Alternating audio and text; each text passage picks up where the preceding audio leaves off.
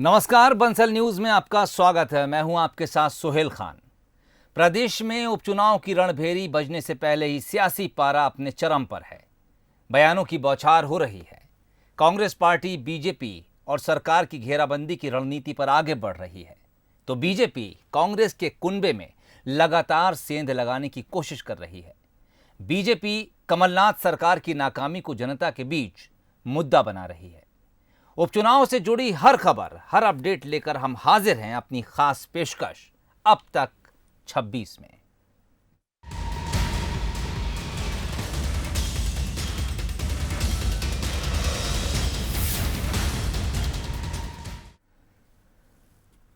चुनाव आते ही राजनीतिक दल इस उधेड़बुन में लग जाते हैं कि किस वर्ग के लिए क्या किया जाए जिससे पार्टी को उसका फायदा मिले।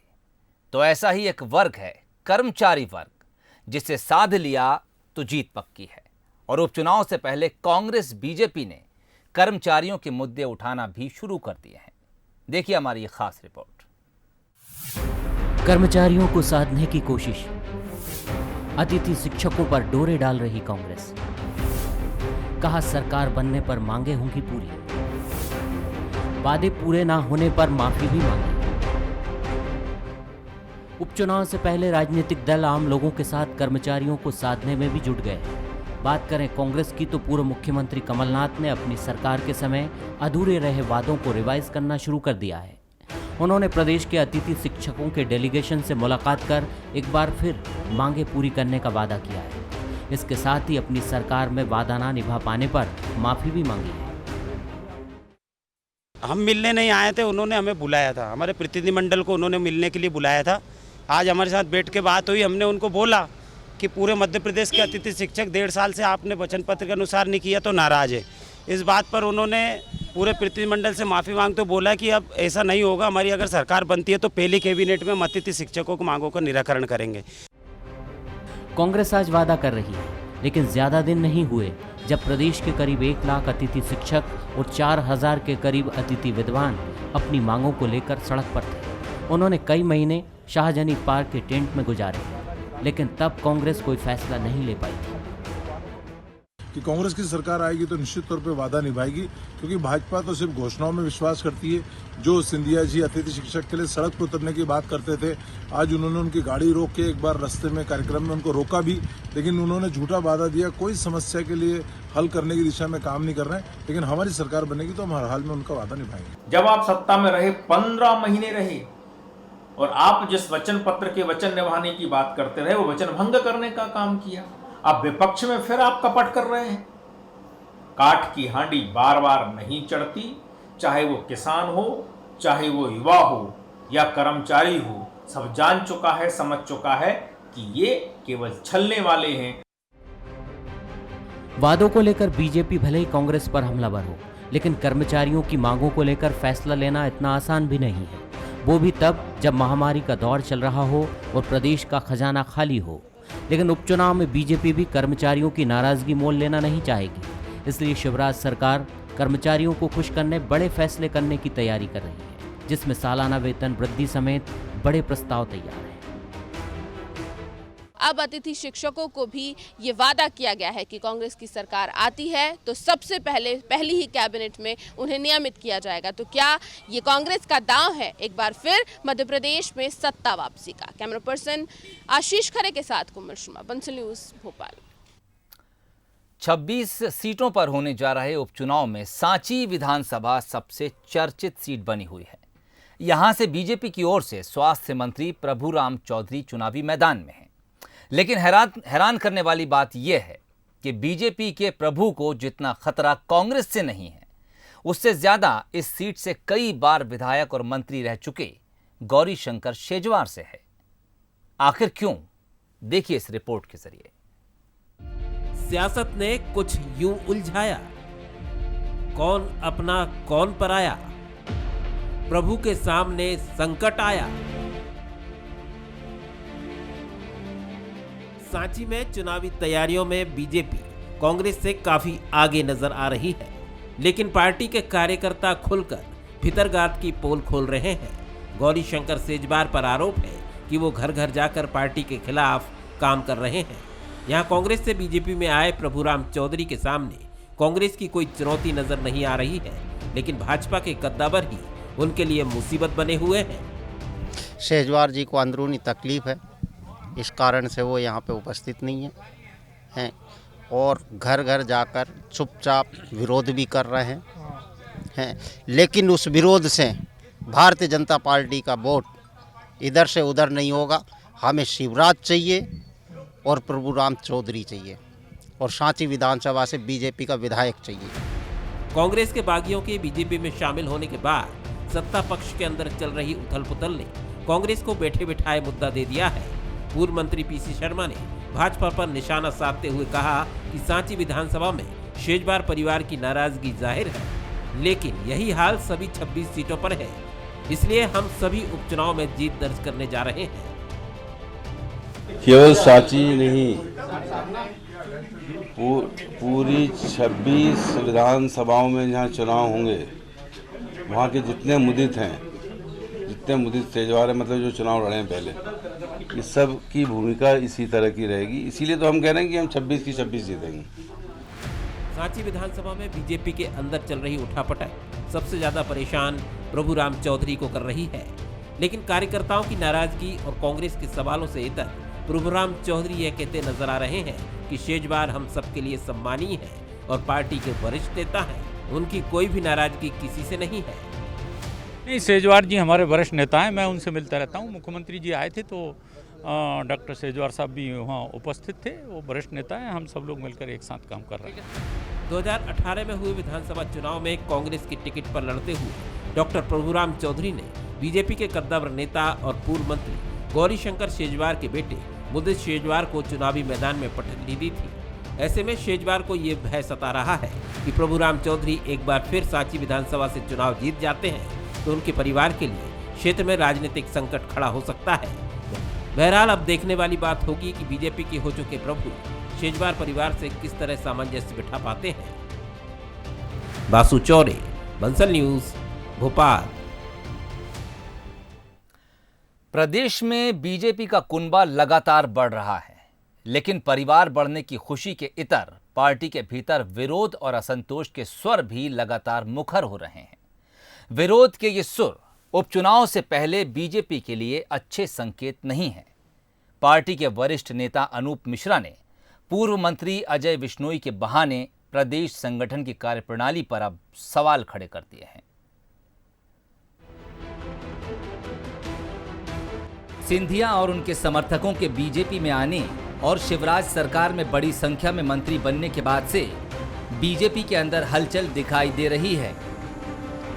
लगातार पार्टी में आ रहे बाहरी नेताओं को लेकर पार्टी के अंदर असंतोष के स्वर सुनाई दे रहे हैं। महाकौशल के कद्दावर नेता और पूर्व मंत्री अजय बिश्नोई के बाद अब ग्वालियर चंबल के बड़े नेता और पूर्व मंत्री अनूप मिश्रा ने भी सोच और विचारधारा का मुद्दा उठाया है। बिश्नोई के सुर में सुर मिलाते हुए अनूप मिश्रा ने कहा कि वो अजय बिश्नोई के साथ हैं। अनूप ने अपने अंदाज में कहा कि क्या जनसंघ और बीजेपी की विचारधारा को नए आने वाले लोग स्वीकार करेंगे। मिश्रा ने कांग्रेस पर भी जमकर हमला बोला। भारतीय जनसंघ, भारतीय जनता पार्टी जिस विचार को लेकर जीवित थी या खड़ी थी, उस विचार कहाँ जाएगा, इस पर जरूर नेतृत्व मंथन करे। यही तो कहा उन्होंने, तो विचार की चिंता तो मैं भी करूंगा। अनूप मिश्रा के बयान के बाद कांग्रेस भी ये स्वीकार कर रही है कि उसके संगठन में कई खामियां हैं, जिसके चलते नेता पार्टी छोड़ रहे हैं। कांग्रेस ने यह भी दावा किया है कि पार्टी छोड़ने वाले विचारधारा से प्रेरित नहीं है, ये मौका परस्त लोग हैं। कांग्रेस का कहना है कि बीजेपी के भीतर भी अब ये लड़ाई शुरू हो गई है। मौका परस्त लोगों को पार्टी के असल और पुराने नेता स्वीकार नहीं कर पा रहे हैं। और मौजूदा हालात में जो भारतीय जनता पार्टी श्यामा प्रसाद मुखर्जी जी, दीनदयाल उपाध्याय जी, कुशाभाऊ ठाकरे जी वाली भाजपा थी, अब वो भाजपा सिंधियाओं में तब्दील होती जा रही है, अवसरवाद में तब्दील होती जा रही है, खरीद फरोख्त में तब्दील होती जा रही है। तो मूल्य और सिद्धांत तो कॉर्नर पे रख दिए भाजपा ने। तो इस किस्म के नेताओं को जिन्होंने पार्टी को संजोया है, उनका यह दर्द स्वाभाविक है।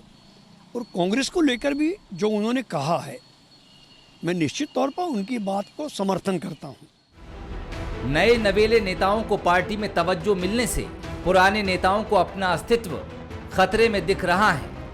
शायद यही वजह है कि पार्टी के वरिष्ठ नेता लगातार पार्टी और विचारधारा का राग अलाप रहे हैं। नेताओं के मन की भड़ास से पार्टी की चिंता और भी बढ़ गई है। कहीं ऐसा न हो कि ये नाराजगी उपचुनाव में पार्टी के अरमानों पर पानी फेर दे। प्रहलाद सेन, बंसल न्यूज, ग्वालियर। उपचुनाव को लेकर बीजेपी जोर शोर से प्रचार प्रसार में जुट चुकी है। मुरैना जिले की दिमनी विधानसभा सीट पर भी बीजेपी के संभावित उम्मीदवार और राज्य मंत्री गिरिराज दंडोतिया ने मोर्चा संभाल लिया है, तो कांग्रेस नेताओं में आपस में गुटबाजी देखने को मिल रही है। दिमनी में कांग्रेस पार्टी के दावेदारों की लाइन लंबी है। मुरैना जिले की दिमनी विधानसभा सीट उपचुनाव में बेहद खास होने वाली है। सिंधिया समर्थक और शिवराज सरकार में राज्य मंत्री गिरिराज दंडोतिया यहां से बीजेपी के संभावित उम्मीदवार होंगे। वहीं कांग्रेस अभी तक जिताऊ उम्मीदवार की तलाश में जुटी है। गिरिराज से दो हाथ करने के लिए कांग्रेस की तलाश के बीच दिमनी में पार्टी के सीनियर नेता और कांग्रेस के 10 संभावित दावेदारों ने संभावित उम्मीदवार रविंद्र सिंह के खिलाफ मोर्चा खोल दिया है। मतलब साफ है, दिमनी में कांग्रेस के अंदर स्थानीय बनाम बाहरी की लड़ाई शुरू हो चुकी है। स्थानीय नेताओं का कहना है कि रविंद्र सिंह बाहरी उम्मीदवार है। रविंद्र सिंह का विरोध कर रहे नेताओं ने भोपाल में पूर्व मुख्यमंत्री कमलनाथ से मुलाकात कर 10 स्थानीय दावेदारों में से किसी को टिकट देने की मांग की है। इन नेताओं का कहना है कि अगर किसी बाहरी को टिकट दिया गया तो दिमनी में कांग्रेस की हार पक्की है। अगर आप लोगों में से किसी पैनल में से टिकट नहीं मिलता है तो क्या कांग्रेस का क्या स्थिति होगी दिमनी विधानसभा में? देखिए, ऐसा संभव नहीं है। अगर इसके बाद भी नेतृत्व रविंद्र को टिकट देगा तो रविंद्र गिरिराज मिले हुए हैं, गिरिराज को फायदा हो जाएगा उससे। कांग्रेस के अंदर मचे घमासान पर हमला बोलने में बीजेपी ने जरा देर नहीं की। शिवराज सरकार में कृषि राज्य मंत्री गिरिराज दंडोतिया ने कांग्रेस की गुटबाजी पर चुटकी लेते हुए कहा कि कांग्रेस का सर्वनाश हो चुका है और उसके पास कोई नेता नहीं है। गिरिराज ने दावा किया कि कांग्रेस पार्टी जिसके दम पर खड़ी थी वो ज्योतिरादित्य सिंधिया थे। सिंधिया के बीजेपी में जाते ही कांग्रेस खत्म हो गई है। कांग्रेस का तो सर्वनाश हो चुका है और कांग्रेस कहीं बची नहीं है। कल भी एक विधायक, कल एक परसों 2 विधायक और आ गए हमारे साथ में, तो कांग्रेस में कोई लीडर ही नहीं बचा है। कांग्रेस जिसके बल पर चल रही थी, जिसकी इमेज पर कांग्रेस खड़ी थी मध्य प्रदेश के अंदर, श्रीमती महाराज ज्योतिरादित्य सिंधिया वो नाम था, आज वो भारतीय जनता पार्टी में आने से कांग्रेस के पास कुछ नहीं बचा है। 2018 में हुए चुनाव में दिमनी में गिरिराज दंडोतिया ने कांग्रेस के टिकट पर जीत हासिल की थी। बगावत करके सिंधिया के साथ कमल का दामन थाम चुके गिरिराज उपचुनाव में उतरने को तैयार हैं। वहीं कांग्रेस गुटबाजी के चक्रव्यूह में फंसी दिख रही है। कांग्रेस की तरफ से प्रत्याशी चयन में हो रही देरी और गुटबाजी का बीजेपी को कितना फायदा होगा, ये कहना फिलहाल जल्दबाजी होगी।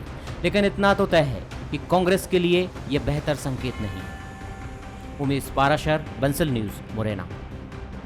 एमपी में उपचुनाव से पहले सियासी बयानबाजी लगातार जारी है। इसी कड़ी में अब पूर्व कैबिनेट मंत्री जीतू पटवारी के बयान ने सियासी गलियारों में तूल पकड़ लिया है।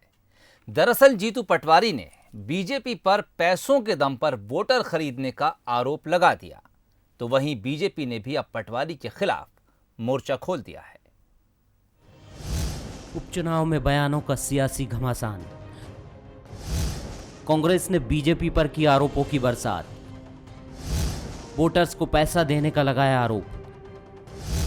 बीजेपी बोली कांग्रेस ने किया वोटर्स का अपमान। प्रदेश में उपचुनाव को लेकर लगातार सियासी पारा चढ़ रहा है। कांग्रेस और बीजेपी नेता बयानों के बम चला रहे हैं। इतना ही नहीं, बयानबाजी पर जवाबी हमलों का दौर भी देखने को मिल रहा है।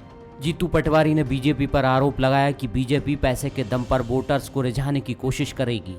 इतना ही नहीं, पटवारी ने कहा कि गरीब वोटर्स पैसे तो लेंगे लेकिन फिर भी बीजेपी को वोट नहीं देंगे। मैं मानता हूं कि जो शिकायतें मिल रही उसके आधार पर मैंने कहा लोगों को हर दर्जे का गरीब बस्तियों में आदर्श जगह धन का उपयोग हो रहा है और आगे होगा, सरकार का उपयोग होगा। मेरा जैसा मानना है लोग ले भी लेंगे और वोट नहीं देंगे। मैं जो लोगों की थीम को समझता हूँ, अभी तक मैं भगवान की कृपा से पास हुआ हूँ सार्वजनिक जीवन में, तो पास हुआ और जो अभी तक मेरी समझ बढ़ी, मेरा अनुभव बढ़ा, उस आधार पर। इस बयान पर बीजेपी ने पटवारी के खिलाफ मोर्चाबंदी कर दी है। बीजेपी ने कहा कि जीतू पटवारी ने गरीब मतदाताओं का अपमान किया है, ऐसे में उन्हें सार्वजनिक रूप से माफी मांगना चाहिए। मान्यवर अपने इस बयान पर अविलंब माफी मांगिए। मेरा ऐसा मानना है, भारतीय जनता पार्टी का ऐसा मानना है, और इस उपचुनाव में जो हमारे सांवेर विधानसभा क्षेत्र के प्रत्याशी तुलसी सिलावट जी हैं, उनका ऐसा मानना है कि कोई भी मतदाता बिकाऊ नहीं हो। मतदाता बिकाऊ नहीं है, ना शराब पे बिकेगा, ना पैसे पर बिकेगा। वो अपना वोट विकास को देगा, वो अपना वोट उस राजनीतिक दल को देगा जो देश की मुख्य धारा के साथ चल रहा है। फिलहाल उपचुनाव की तारीखों का ऐलान नहीं हुआ है, लेकिन बयानबाजी का दौर जिस तरह से देखने को मिल रहा है, उसके बाद एक बात तो तय है कि एमपी की सियासत में बयानबाजी इसी तरह से चरम पर नजर आएगी। पीयूष पारे, बंसल न्यूज, इंदौर। दतिया की भांडेर विधानसभा सीट पर सियासी बिसात बिछने लगी है, लेकिन सियासत के इतर विकास यहां दूर की कौड़ी साबित हुआ है। भांडेर विधानसभा सीट पर सबसे ज्यादा बीजेपी का कब्जा रहा है, लेकिन यहां फिर भी जनता मूलभूत सुविधाओं के लिए आज भी मुंह तक रही है। दतिया में निर्णायक होगी जंग, उपचुनाव में गहराएगा विकास का रंग, जनता जाएगी किसके संग। दतिया की भांडेर विधानसभा सीट पर इस बार उपचुनाव विकास के मुद्दे पर होगा, क्योंकि आज भी क्षेत्र में स्वास्थ्य, सड़क, शिक्षा और रोजगार जैसी समस्या बनी हुई है, जिस वजह से रक्षा देवी के सामने बड़ी चुनौती भांडेर के विकास की होगी। 2018 में 39,000 से ज्यादा मतों से जीत कर आई कांग्रेस की रक्षा देवी सिरोनिया ने सांसद ज्योतिरादित्य सिंधिया के बीजेपी ज्वाइन करने के बाद इस्तीफा दे दिया। रक्षा सिरोनिया ने आरोप लगाए कि कांग्रेस के शासनकाल में उनकी कोई सुनवाई नहीं होती थी। इस बार वो बीजेपी की तरफ से मैदान में उतर सकती हैं। रक्षा सिरोनिया की मुश्किलें पूर्व विधायक घनश्याम पिरोनिया की वजह से बढ़ी हुई हैं। 2018 में घनश्याम पिरोनिया का टिकट पार्टी ने काट दिया था, जबकि घनश्याम पिरोनिया संघ की पृष्ठभूमि से आते हैं। उनके समर्थकों की संख्या अच्छी खासी है। मुझे उस टाइम उम्मीद थी कि मेरे साथ जनता पूरी थी, मुझे 40,000 से जिताया गया था, तो मुझे ये उम्मीद थी कि मैं कुछ अच्छा करूं, पर कुछ चीज़ें ऐसी हुई उस सरकार में, मैं अपने जनता के हित का नहीं कर पाई। जब बदलाव हुआ तो अब उम्मीद चाहती हूँ कि जो पहले नहीं कर पाई इस बार करूँ। और पहले भी मेरे साथ जनता थी और आज भी और इस बार भी मेरे को फिर से जताने की जनता कोशिश कर रही है और मेरे साथ पूरी जनता है। भारतीय जनता पार्टी की ये सीट रही है पिछले 15 सालों से। भारतीय जनता पार्टी ने यहाँ काम किया, लेकिन विशेष तौर से जो यहाँ काम किया वो हमारे भांडेर से पूर्व विधायक रहे घनश्याम पिरोनिया ने यहाँ जीव जान से सुख दुख में जनता के और विकास कार्यों के रूप में 12 विद्यालयों का हो या कोई भी हो, सूखा दिलवाई, किसानों के लिए लड़े, विधानसभा में प्रश्न भी लगाया कि हमें भांडेर को क्यों नहीं मिल रहा सूखा, तो उनकी उससे सूखा भी मिल रहा है। जनता का रुझान है कि अगर घनश्याम पिरोनिया को टिकट मिलता है तो यहाँ से जनता बिल्कुल हाथों हाथ लेके अच्छे मतों से भाजपा को जिताएगी। फिर भी ये भाजपा की रही सीट और यहाँ से भाजपा की। इस बार के उपचुनाव में कांग्रेस बिजली, पानी, सड़क, स्वास्थ्य, शिक्षा और रोजगार को बड़ा चुनावी मुद्दा बनाने जा रही है, तो कांग्रेस रक्षा के खिलाफ ये भी प्रचार कर रही है कि इन्होंने पैसा लेकर बीजेपी ज्वाइन की है और पैसे की खातिर जनमत को बेचा है। हालांकि कांग्रेस को एक योग्य प्रत्याशी की तलाश है। यहाँ से कांग्रेस ही दोबारा जीतेगी। जनता ऐसे धोखेबाज बिकाऊ लोगों को पसंद नहीं करेगी। भांडेर की जनता जो यहाँ 20 साल से जो है यहाँ का युवा परेशान है, बाहर काम करने घर छोड़ना पड़ता है उसको, या रोजगार का कोई साधन नहीं है। और इस समय तत्काल की परिस्थिति तो ये है, यहाँ सबसे ज़्यादा रकबा भांडेर विधानसभा में धान का है। इस समय 2-2 घंटा किसानों को लाइट नहीं मिल पा रही है। महिला डॉक्टर भी नहीं है यहाँ 20 साल हो गए। 20 साल से जो है महिला डॉक्टर ना होने के कारण यहाँ की जो महिलाएं हैं उनको झांसी या दतिया काफ़ी परेशानी का सामना करना पड़ता है। सिंधिया के करीबी होने के चलते रक्षा देवी ने कांग्रेस की टिकट पर जबरदस्त जीत हासिल की थी, लेकिन अब रक्षा के लिए भी समीकरण पूरी तरह से बदल गए हैं। उन्हें यहाँ बीजेपी के नेताओं का भरोसा जीतना बड़ी चुनौती है, लेकिन यहाँ कांग्रेस के भीतर भी टिकटों के बढ़ते दावेदारों से भीतरघात की आशंका को बल मिलता दिख रहा है। फिलहाल चुनाव में जातिगत समीकरण और क्षेत्र की जनता से जुड़े बिजली, पानी जैसे मुद्दे चुनाव में रक्षा सिरोनिया की मुश्किलें बढ़ा सकते हैं, लेकिन देखना दिलचस्प होगा कि भांडेर विधानसभा सीट पर कौन अपना परचम लहराएगा। प्रहलाद सेन, बंसल न्यूज, दतिया। तो हमारी इस खास पेशकश अब तक 26 में फिलहाल इतना ही। इजाजत दीजिए, नमस्कार।